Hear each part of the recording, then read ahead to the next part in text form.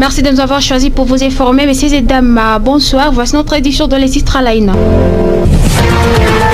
En sommaire de cette édition, un affrontement a été signalé entre la milice Codeco et Zaïre. Cette annonce a été faite ce mercredi 3 juillet 2024 à l'Air Sambounia. Un acte vivement condamné par l'acteur social Moïse Nguessira à cette édition. Plusieurs cas de maladies typhoïde, paludisme sont enregistrés au centre commercial de Dala. Ces sont suite à la consommation de l'eau sale par la population, mais aussi le manque d'utilisation de moustiquaires imprégnés d'insecticides par des pharmaceutes. Les combats se poursuivent ce mercredi 3 juillet à Kassing, territoire de Loubero, entre les rebelles du M23 et la coalition de FARDC Ouazalindou. Pour l'instant, quelques cas de pillage systématique de biens de la population sont déplorés, à savoir plus dans cette édition. Trois titres sommaires, j'ai cessé la presse de la mise en onde. Bienvenue à tous au détail.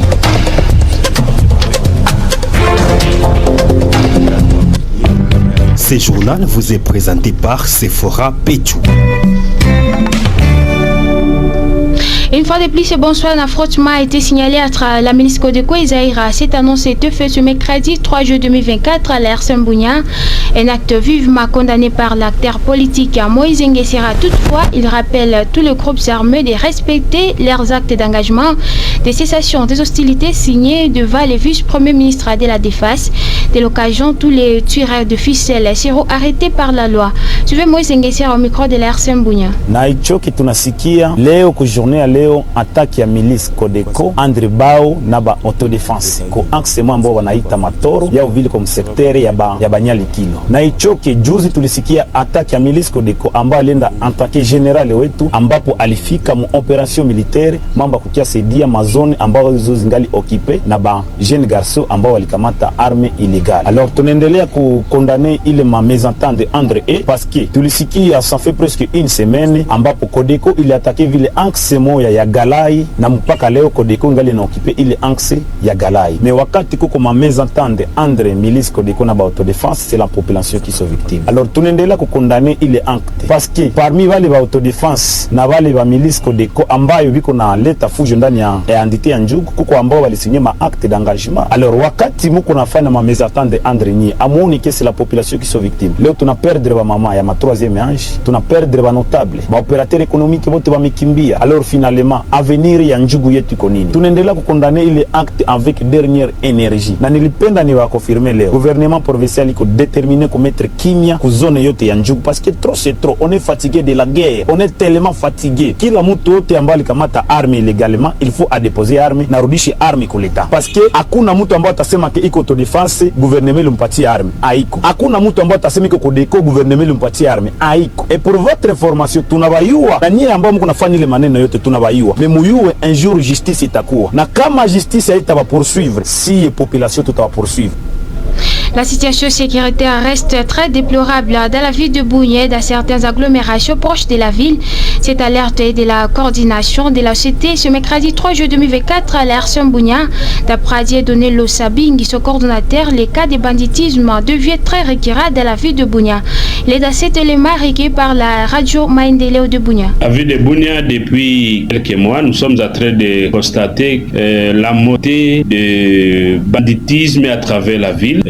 Ça ne se limite même pas à la ville de Bougna. On a même constaté que ça touche aussi certaines agglomérations comme Mungwalu et ailleurs, Mungwalu, Mbassa. Or, cette situation nous n'encourage pas parce que le moment où tout le monde a besoin de la sécurité et de la paix. À la ville de Bougna particulièrement, nous pouvons vous donner les quelques cas où on a cambriolé certaines organisations de la société civile, notamment chez Semadef, où on a cambriolé, on a apporté plus de billets et ces bandits se seraient dirigés vers Kasenyi, ils ont traversé en Ouganda, ils sont réapparus à Goma. De Goma, ils sont ressortis pour prendre des destinations connues. Nous disons que ces gens-là n'opèrent pas. C'est réellement une bande de malfaiteurs qui doivent avoir des collaborateurs en dehors même de la ville de Bougna, en dehors du territoire national, c'est-à-dire à l'étranger. Nous voulons éviter le service de sécurité à doubler la vigilance pour mettre fin à ce genre de choses. Dernièrement, nous avons salué le fait que la police la ville de Bunia avait mis la main sur une séquataine de bandits, mais ce n'est pas assez. Pas plus tard que le 29, dans la nuit de 29 au 30, il y a eu encore cambriolage chez Amab, où ils ont apporté 4 ordinateurs, ils ont apporté d'autres biens et l'argent liquide. Cette situation, si ça continue ici, je crois que c'est très grave parce que et les organisations humanitaires, elles sont visitées et toute la population de la ville de Bunia ne savent pas bien dormir. Je crois que le maire de la ville, qui est le responsable numéro 1 de la sécurité de la ville, avec les commandants de la police de la ville, doivent faire encore mieux pour que ce genre de choses cessent à la ville de Bunia et aussi dans l'assemblée de la province de l'Ituri. Dans ce même chapitre, cette fois-ci, nous sommes au Nord Kivu. Les combats se poursuivent ce mercredi 3 juillet 2024 à Kassing, territoire de Lubero, entre le rebelle V3 et la coalition des FARDC Ouazalendou. Pour l'instant, quelques cas de pillage systématique de biens de la population sont déplorés. Les sources locales accusent le militaire des FARDC d'être auteur. Elias Loïveka pour le point complet. Selon les sources locales, les affrontements se déroulent à Vourampian et village de la localité de Kassé. Jusqu'à cette mi-journée, des armes lourdes et légères se font attendre, ce qui pousse de nombreux habitants à se déplacer. Un habitant d'Alimbongo qui s'est réfugié mardi soir en Doluma indique à maendeleo.net que le village situé sur l'axe Kassé et Butembo se vide. Il s'agit notamment d'Alimbongo, Nduta, Mambasa, Kanyambi et Ndoluma, des déplacements provoqués non seulement par les affrontements, mais aussi par les comportements des militaires déployés au front qui tirent les balles à l'air dans les cités. Ça crépite. À tout moment, il s'agit des FARDC qui crépitent inutilement des balles alors que l'ennemi est encore à casser, à déplorer cet habitant à maendeleo.net.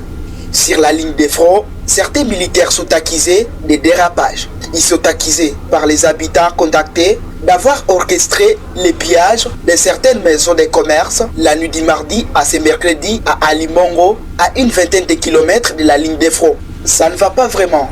Ils ont volé, pillé les maisons, les boutiques. Des militaires qui quittent la ligne de front dévalisent les maisons des habitants, déplore Kasereka, un habitant d'Alimbongo qui a souhaité s'exprimer sous anonymat.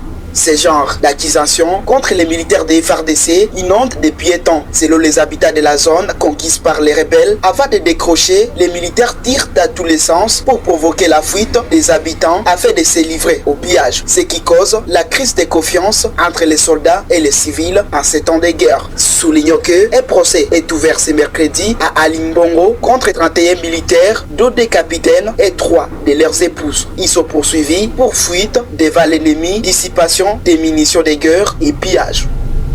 Les agents de sécurité, les leaders communautaires des autorités administratives, membres de la société civile du territoire du Roumo ont été renforcés à capacité sur les notions de base de protection des enfants au moment des conflits dans les territoires précités ce mercredi 3 juillet 2024 à Nirumu, chef-lieu en plus ou moins 60 km aussi de Bunia.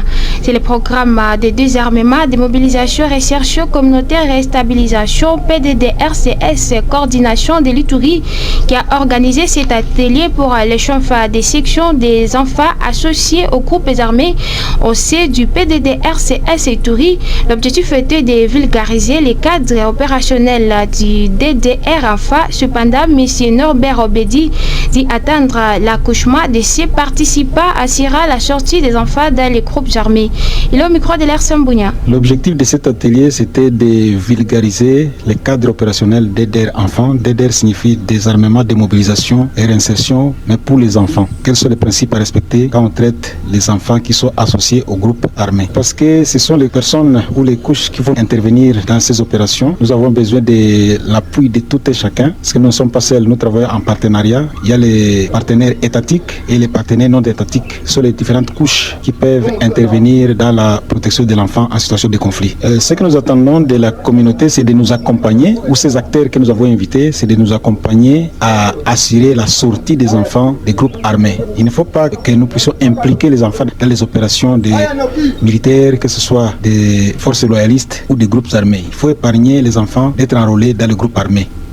De leur côté, les participants qui remercient l'organisation de cet atelier renseignent qu'il faut sensibiliser le leader des groupes armés à ne pas maintenir les affaires car cela constitue une infraction. Ils sont dans cet élément sonore. Évidemment, nous venons d'assister à un atelier réunissant le leader communautaire et différents services afin de parler sur les enfants. Nous, étant que jeunes, nous n'avons qu'à apprécier ce genre d'atelier et de demander à ce que cela soit continuel. Et nous passons tout ce que nous avons reçu de cet atelier pour aujourd'hui. Ça va nous aider de rentrer dans nos communautés, continuer à prêcher. Les actions concrètes sur le terrain, d'abord c'est la sensibilisation et appeler ces groupes armés de ne plus continuer à rouler les enfants dans leur mouvement. Et aussi, s'il y a des enfants qui continuent à exister dans les groupes armés, de les donner devant les autorités compétentes pour éviter certaines infractions liées par rapport à ça. Oui, premièrement, je tiens à remercier les PDDRCS d'avoir organisé cette activité tant entendue dans notre territoire. Il y a plusieurs notions que nous avions apprises, parmi lesquelles comment est-ce que les enfants peuvent intégrer la communauté après les DDR. Alors pour nous, c'est une occasion d'interpeller la conscience, surtout des leaders des groupes armés qui ont souvent cette habitude-là d'associer, de recruter alors les enfants dans leur mouvement. En tout cas, nous tous, nous savons que recruter un enfant dans un groupe rebelle, c'est une infraction. C'est d'ailleurs parmi les 6 violations graves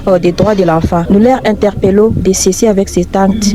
La place de l'enfant, ce n'est pas dans les groupes armés, mais plutôt la place de l'enfant, c'est à l'école. En partenariat avec le DDRCS, nous avons tout un plan pour la sensibilisation parce que nous descendons directement dans le milieu. Nous voyons aussi les leaders communautaires pour qu'ils puissent voir comment peut enlever les enfants dans les groupes armés, tout en sensibilisant aussi la population entière sur la protection. Nous leur demandons vraiment de les libérer car il y a beaucoup d'impacts négatifs lorsqu'ils continuent à garder les enfants dans les groupes armés.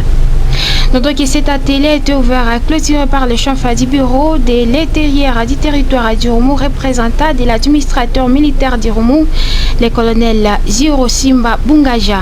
Au plus, la CRDH de la chefferie de Babila Babombi à territoire de Mombasa alerte encore sur les tracasseries graves au niveau de la barrière de Djiapanda Bela. D'après Grace Kakune, un acteur des droits de l'homme dans cette partie, ces tracasseries à répétition sont caractérisées par de monnayage œuvre des agents de la 2JP basés sur place.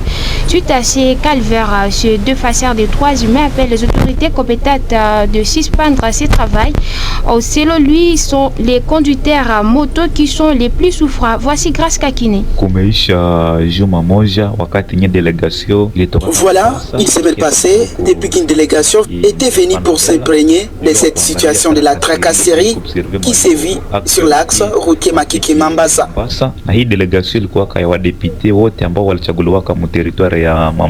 Et c'était une délégation de tous les élus du territoire de Mambasa, sans oublier la délégation de la DGRP conduite par notre administrateur. Ça nous étonne, nous États qui activistes des droits de l'homme, en chefferie de Babila Babombi, une autre tracasserie refait surface après le départ de toutes ces autorités. C'est par exemple au niveau de la barrière de Bela, les isogés sont maltraités. Ça exagère maintenant. Tracasserie grave pale barriere ya Bela, wakati yenye waendeshaji pikipiki hawana kia kusema, wanakumaltrete pale Bela. Ndio maana tunaomba suspension ya wale wa travailleurs. C'est pourquoi nous demandons la suspension de tous les travailleurs, qu'ils soient remplacés par d'autres. Visiblement, ces travailleurs négligent les mots d'ordre des autorités. Sur cet axe, nous voulons seulement voir une seule barrière de Makeke à Mambasa, c'est calvaire. Unatoka Makiki kukifika Mambasa iko calvaire. Parlons de la justice à Mambasa où le ministre de la Justice en RDC est appelé à s'appliquer pour que l'appareil judiciaire fonctionne convenablement au territoire de Mambasa. L'appel de M. Jean Spepaloukou, coordonnateur de la nouvelle société civile dans cette partie, a lui de préciser qu'à la prison centrale de Mambasa, il y a des détenus qui totalisent plus de 2 ans sans être jugés. Et situation qui constitue selon lui une grave violation des droits de l'homme. C'est là en se référant de la Constitution. Jospé Paloukou, le dumier dans cet extrait choisi par Elias Eloïveka. À la prison centrale de Mambasa, il y a de ces prévenus qui ont déjà effectué 1 an, 2 ans, voire même 3 ans de détention sans avoir comparé devant leur juge naturel. Et cela est dû à la carence des magistrats de siège au niveau du tribunal de paix de Mambasa, mais aussi au manque des tribunaux de grande instance et au manque des tribunaux militaires de garnison ici à Mambasa Centre. Alors, suite à ces dysfonctionnements des l'appareil judiciaire à Mambasa Centre, on assiste à une détention prolongée des détenus, mais aussi à un surpeuplement de la prison centrale. Et cela constitue une violation grave et dangereuse des dispositions de l'article 19, alinéa 2 de notre Constitution en vigueur, qui dispose que toute personne a droit à ce que sa cause soit attendue dans un délai raisonnable par les juges compétents. Alors nous condamnons beaucoup ces dysfonctionnements de la justice, un dysfonctionnement auquel seul le gouvernement congolais est à la base, et nous demandons à l'actuel ministre de la Justice de pouvoir tout faire pour que l'appareil judiciaire puisse fonctionner comme il se doit. Des dizaines des éléments des forces armées de la République démocratique du Congo sautent à la barre devant les tribunaux militaires siégés en matière de flagrance à Ali Bongo. Nous sommes dans les territoires de Lubero au nord Kivu, a-t-on appris des sources militaires ce mercredi 3 juin 2024. Aleki Sokero nous fait les points d'Asset Arobé. Il s'agit de militaires accusés de plusieurs faits infractionnels, dont le pillage des biens des populations alors qu'ils étaient à la ligne de front contre les rebelles du M23. Selon le colonel Marc Azukai Mongba, porte-parole de l'armée dans la région, 31 militaires comparaissent devant le tribunal. Parmi eux figurent des officiers au grade de capitaine en ductile. 31 militaires, dont des capitaines, 3 épouses de militaires, jugés à flagrance à Ali Bongo. L'audience est publique à la ligne de front. Le militaire fuyard ayant pillé le bien de la population, écrit dans une dépêche parvenue à notre rédaction. À part le militaire, 3 femmes épouses de militaires sont aussi à la barre pour être jugées, racheter la même source. Béni Alain Kisokiro. Changeons de chapitre. Cette fois-ci, nous parlons de la page sanitaire où plusieurs cas de maladies typhoïdes et paludisme sont enregistrés au centre commercial de Dala. Celles sont dites suite à la consommation de l'eau sale par la population, mais aussi les manques d'utilisation de moustiquaires imprégnés d'insecticides par les pharmaciens. Ce multiples problèmes auxquels la population de Dala fait face ce mercredi 3 juin 2024 et la sollicité auprès des autorités politico-administratives de leur construire plusieurs bornes de fontaines pour survenir à leurs besoins du ménage. D'autres personnes ont perdu la vie dans un incendie qui s'est déclenché la nuit du mardi 2 juillet 2024 au quartier Laté dans la cité frontalière de Kassindi, groupement Basongora, territoire de Béni de la province du Nord Kivu. C'est le Kassirika Kambere, commissaire principal de la PNC dans la région. La maison incendie était et dépôt de carburant. Les prédaces du propriétaire étaient à la base de cet incendie macabre. Kassirika Kambere, il est dans cet élément sonore. Il fait 22h52. Je suis le drame à la maison. Le policier fait des patrouilleurs. Il y a dont je vous ai informé pour l'incendie qui a eu lieu vers Kassim du quartier Latin. Donc on a constaté 4 dépouilles, dont la maman qui a entré du carburant par mes gardes. Apparemment, elle gardait le carburant dans sa maison. Et puis, c'était, si je ne sais pas si on peut comment on peut qualifier ça, c'était l'imprudence par elle-même. Elle est la femme des motards. Bon, elle est décédée, elle et ses 3 enfants. C'est là où je suis. Bon, de pas chance, j'ai trouvé les véhicules en terre. J'amène depuis à la morgue tant que l'enquête continue. Mais sinon, c'est l'investigation. Apparemment, la maman faisait tout à fermer dans la maison. Et ça, les gens sont venus intervenir. Ça n'a pas été sur la porte, était bloquée. Il faudra passer par la mur pour accéder à aider, peut-être pour sauver la vie. Malheureusement, les gens n'étaient plus à vie. C'est l'événement de... Parlons de la page éducationnelle où le complexe scolaire à la Racine a procédé ce mardi 2 juillet 2024 à la proclamation des résultats de fait d'année scolaire édition 2023-2024. Cette école privée agréée a réalisé un exploit pour cette année. Le premier élève pour l'ENAFEP est sorti de cette école avec 48 sur ces 4 points de cette preuve. Et tous les écoliers de la 6e primaire ont réussi satisfaction totale de la part du directeur de la section primaire de cette école, Kambale Kombi Mouissa, qui appelle le parent à faire confiance à cette école qui se démarque par ses résultats. Il s'est confié à Joseph Kisuki. Le complexe scolaire La Racine de la ville de Bounia a procédé le mardi 2 juillet 2024 à la proclamation des résultats des fins d'année scolaire 2023-2024. Cette activité s'est déroulée dans la grande salle de cette école privée agréée. Peu avant la proclamation, les activités culturelles ont été au menu, notamment la poésie, et récitation, également la musique. Pour cette année scolaire, cette école a obtenu un résultat satisfaisant. À l'école primaire par exemple, c'est l'écolière de cette école qui a obtenu les plus grands points à l'ENAFEP de la province de l'Ituri. Il s'agit de l'élève Ukweli Amani qui a obtenu 96% à cet examen national. Cette écolière n'a pas manqué à exprimer sa joie et à adresser ses remerciements aux enseignants qui l'ont accompagné. Le directeur de la section primaire du complexe scolaire La Racine, Kambale Kombi, a appelé les parents à faire confiance à cette école qui honore toujours la province de l'Ituri. Il y a beaucoup de choses à retenir concernant les résultats de notre école. D'abord, il faut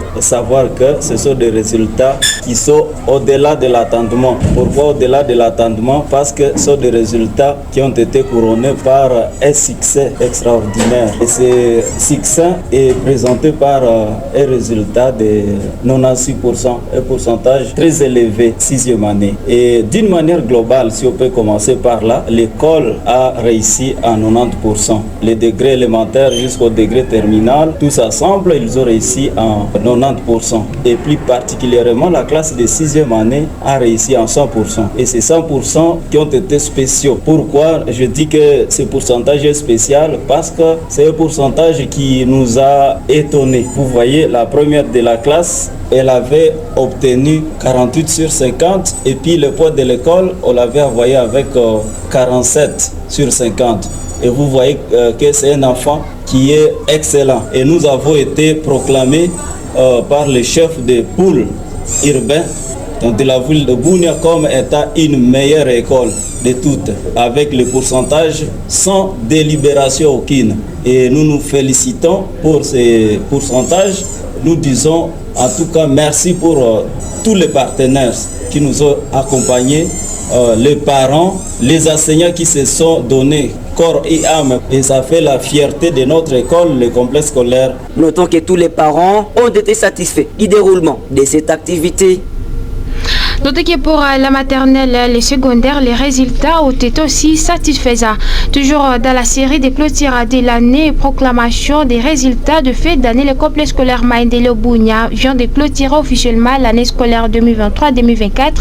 Ce mercredi 3 juillet 2024, dans une double cérémonie de proclamation et remise de bulletins aux enfants, ou dans une interview avec votre rédaction, les promoteurs de cette institution s'est dit très satisfaits des résultats escortés par les enfants. Gerlas Mamba est dans ses propos au micro de Batizachi. Le sentiment est vraiment positif. Les enfants ont été accompagnés de leurs parents. Les parents sont rentrés très satisfaits. Les enfants eux-mêmes sont rentrés très satisfaits. Donc nous, l'école, nous sommes satisfaits. Nous avons présenté 118 candidats et tous ont réussi. Et à l'ENAFEP, nous avons présenté près de 200 candidats et tous ont réussi. Nous sommes vraiment satisfaits et nous sommes confiants. Nous sommes en train de prier parce que là, nous avons la foi que même les finalistes de 4e pour les excitats, ils vont aussi réussir. C'est un résultat de travail de longue haleine. Tout ce que nous demandons à notre personnel et aux enfants, c'est d'être concentrés au travail, qui a subi la concentration de la part et des enseignants, des enfants et des parents qui ont accompagné les enfants.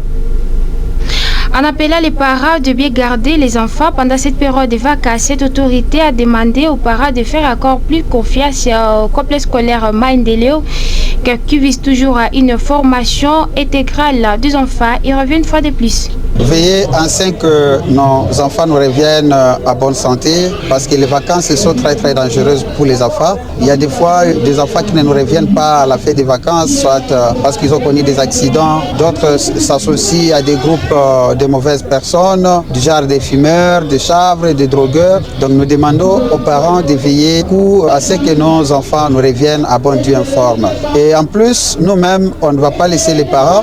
Nous sommes en train d'accompagner les parents, les enfants pendant les vacances. Donc nous avons organisé des formations ici à l'école. Les formations qui ne visent pas seulement les enfants, mais aussi certains parents. Nous avons organisé pour certains parents, peu importe, même s'ils n'ont pas d'enfants ici, pour les parents qui ne savent pas lire et écrire, ils doivent venir apprendre à lire et écrire. Les parents qui ne savent pas parler français, un message d'abord aux parents et aux élèves de cette école, qu'ils continuent à reconstruire cette confiance qu'ils nous ont donnée, en nous ramenant les enfants le plus tôt possible au mois de septembre prochain pour que nous puissions commencer à réaliser nos tâches le plus tôt possible. Vous venez là de suivre Gerlas Mamba, les promoteurs du complexe scolaire Maïndelo. Et c'est la fin de notre édition. Mais pour les gens qui nous ont suivis à cours de diffusion, voici à quoi les titres. Maïndelo FM. Un affrontement a été signalé entre la milice Codeco et Zaïra. Cette annonce a été faite ce mercredi 3 juillet 2024 à l'Air Sambounia.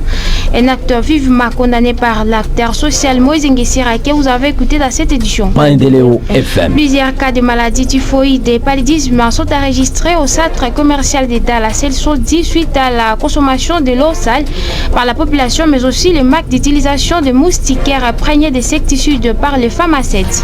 Maïndelo FM. Le combat se poursuit ce mercredi 3 juillet 2024 et à Kasseng, territoire de Loubero, entre les rebelles du M23 et la coalition de FARDC Ouazelendou. Pour l'instant, quelques cas de pillage systématique de biens de la population sont déplorés, que vous avez les détails. Maïndelo FM. Vous pouvez suivre aussi cette édition sur notre chaîne YouTube Maïndelo Bunia TV à 20h30 et notre compte TikTok Maïndelo Bunia Info. Nous étions sous la direction de Biamouka Tchelewa, la coordination de Jean Spéwa, Joachim et réalisation de Cécilie Maïlé, youtubeur. J'ai assis assuré la prise des sons et la mise en onde. Moi, c'était Sephora Petit pour la présentation. Portez-vous tous bien.